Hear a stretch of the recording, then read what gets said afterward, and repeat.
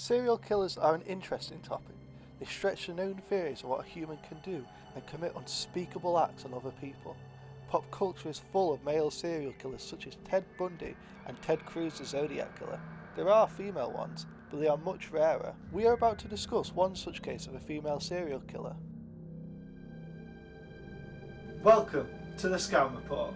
My name is Philip Knowles, and in this edition I'm going to take you through the story of Magdalena Solis, otherwise known as the High Priestess of Blood. Before I start talking about this though, please take everything I'm about to say with a pinch of salt, because no matter how fascinating the story is, I don't think all of the details are true. Back in the 60s in the state of Tamaulipas, Mexico, in the small village of Yerba Buena, things weren't the best. Poverty was rife and the population was mostly illiterate. Things changed though. Between late 1962 and 1963, two brothers moved in, Santos and Cayetona Hernandez. These brothers arrived in the village with one simple idea. They wanted to help the villagers out of their poverty and out of their terrible conditions and improve their lives. The way they were going to do it was pretend to be Incan gods and then use rituals in their caves and the mountains, give them unlimited treasure, but they only needed one thing from them. Fun fact here, Incans are from Peru, not Mexico. The brothers just didn't care to fact check this at all and relied on the villagers not knowing the real truth of the matter. The caves near the village, they claimed, were filled with lost power and treasure beyond their wildest dreams, all just located beneath their feet. The only thing they needed to do was give their undivided loyalty. They basically became sex slaves for the brothers. After 3 months of giving their undivided loyalty and also giving their bodies to the brothers, nothing happened. The treasure wasn't there and the brothers just didn't have anything to answer for it. The rituals of billowing smoke and incense and sacrificing some animals to the gods, nothing happened due to it. The scam was falling apart like all scams eventually do. So they had an idea. They were going to find an Inca princess. And this is where Magdalena comes in. Magdalena Solis was born in 1945 in Monterrey, Mexico. Her family was very poor, and at a young age she was forced into prostitution to make ends meet. Her brother Elizor acted as her pimp during this time. On one fateful day in 1963, the two brothers came to him with a proposition. Do you want to be a god? And obviously she agreed. The prospect of this much power must have meant something significant to Magdalena. For all her life she'd just been downtrodden and abused, and now she's getting a chance to become a literal god to some people. Wouldn't you take that opportunity? They made cover stories. Magdalena claimed to be a clairvoyant and a spirit channel. She could trance with healers from the afterlife, including a famed Mexican curandera dead for 50 years. A curandera is a traditional Latin American healer or shaman.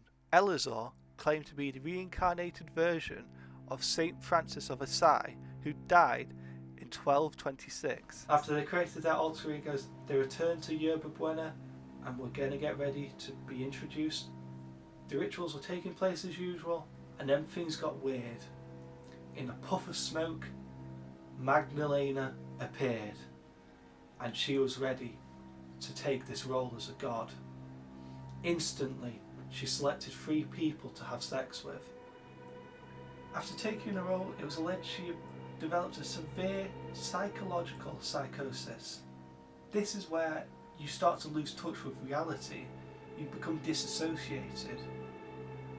This thinking that she was a god, this scam that she was a god, wasn't a scam anymore. This was reality. She truly believed that she was this high priestess of the cult and that they would do anything for her. The cult carried on for a while, but the rituals weren't there. Nothing appeared and it seemed they were just being abused. Nothing had happened at all. So some people started to get bored and fed up of this constant abuse. So they decided to leave, and that's where even more problems arose. After a while things got worse though, as Magdalena's psychosis just got worse. People really wanted to leave, and 2 people managed to do that. They went to the local police station and went to the police and said, "We're part of a bizarre sex cult." The police obviously didn't believe them, so they returned. And this is where Magdalena got her name, the High Priestess of Blood. When they returned, Magdalena demanded blood. So, using threats of violence and the villagers fearing her, they lynched them. Any other villagers that wanted to leave met the exact same fate. Rituals started, and these were just blood rituals, really.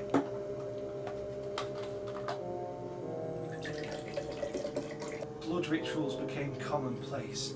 They started using all forms of torture against these people to extract it. They beat them, they seared the skin, they burnt them, anything to get it. In chalices, they mixed chicken blood and human blood together. They believed that this blood would give them eternal youth and lots of positive energies, and this would help bring the treasure that was once promised by the Hernandez brothers. But that treasure was never going to be found. They were just drinking blood.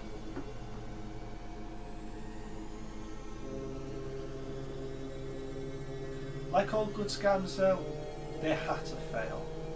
And this one would fail in a massive gunfight. One fateful night, a 14-year-old boy, Sebastian, heard some strange noises in the woods. Was it treasure hunters? Was it the chupacabra? Or was it vampires? Like any curious young boy, he investigated. And he didn't believe what he saw. A sex-crazed cult filled with vampires and orgies and draining blood and anything else you can think of was going on here. He was so shocked by this, allegedly ran 25 kilometres back to the town of Villa Gran. He ran straight to the police station and ran in, probably out of breath and rambling like an incoherent idiot. The police officers obviously laughed him out, but they did see something in it. Because he was that scared and that serious, despite the ridiculousness of what it sounded like. You know, he just walked in and probably said, "I just saw a bunch of vampires in the cave. Can you please sort it out for me?" Even though they didn't believe him, his incoherent rambling had some semblance of truth, so they sent Luis Martinez with the boy up to the caves just to check it out, as the boy was that frightened and scared of it.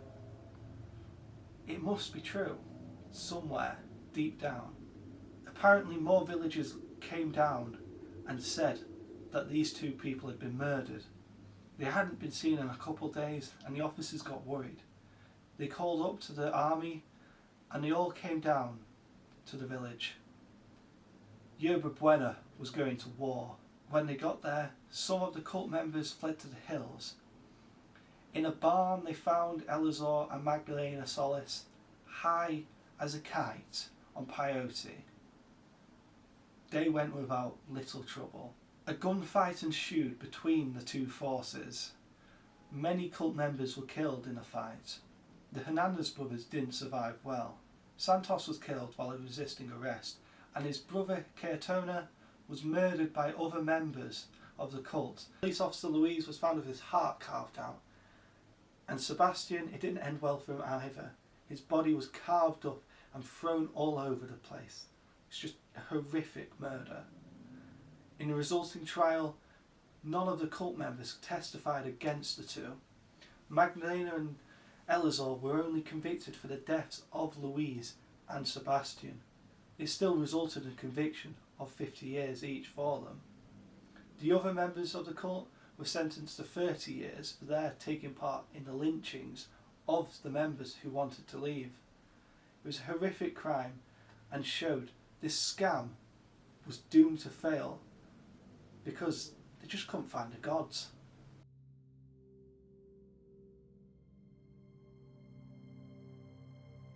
As I said at the beginning, take this story with a pinch of salt, because I'm not sure if it's true. Now, newspaper clippings from the time do have a tale of this cult, but that's only from the US side of the border. Looking through the archives of the US papers, only 3 have mention of it. They list the names of the people arrested, they list Magdalena Solis and her brother, but I'm not sure if it's true or not. Looking at other records though, you can see there is a birth record of a Magdalena Solis in Monterrey, Mexico, but it doesn't list a brother, and one of the key characters is Elazar, her brother. So is it Magdalena? I don't know, and I don't think we'll ever know. This story took place 70 years ago. The key points I have to say if this story is true or not is this picture beside me here. You may have noticed I've changed it, but that's because there's a myth. This isn't Magdalena, despite what most articles about this High Priestess of Blood are about. And this isn't her. This is Dagmar Overby, who's a Danish serial killer and had died decades before Magdalena even was born. So, who was she? In the 1980s, someone visited the village of Yerba Buena and spoke to the residents, but no one spoke about the actual case. No one spoke about the horrific crimes that allegedly occurred there. He was told nothing. Why? Maybe the villagers had been moved on. They were too afraid to speak about it. So, in the end, I don't think the story is true. I think there may have been elements that have happened, but I don't know. Now, years later, it's hard to verify if this was true. And as we move on, the story is going to change. Even in my telling right now, the story's changed a bit. Either for narrative effect or just simple misfacts. What the story I've just told may not be true.